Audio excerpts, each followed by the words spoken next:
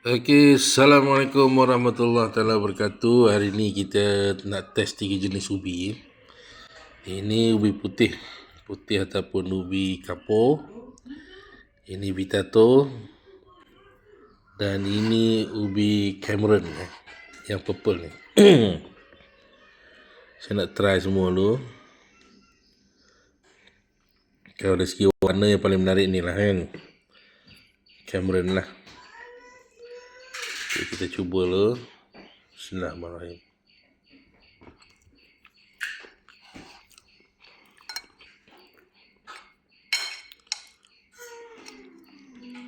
Kalau berdasarkan ubi yang ada ni lah, tak tahulah, tak test lagi ubi lain ni.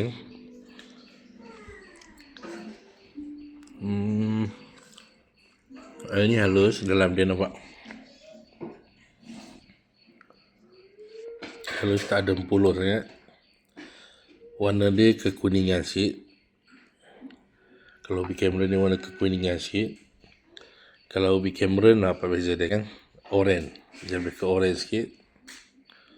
Kalau ubi kapur ni ada putih lah, yang putih itu je.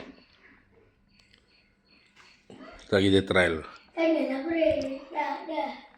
Kita try Cameron.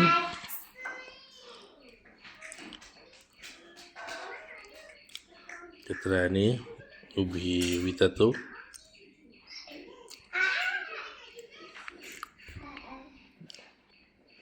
Kita try kapur. Ni putih ni. Kita tengok apa rasa dia.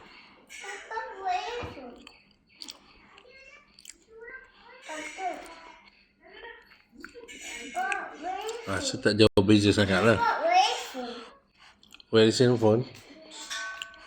Tapi kalau ikut rasa hari ni lah, yang ni paling sedap. Kapur. Pada saya lah, pada saya. Tapi itulah, dia pucat, tak atraktif.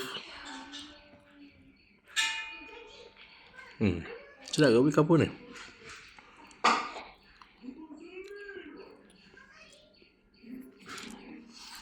Cameron.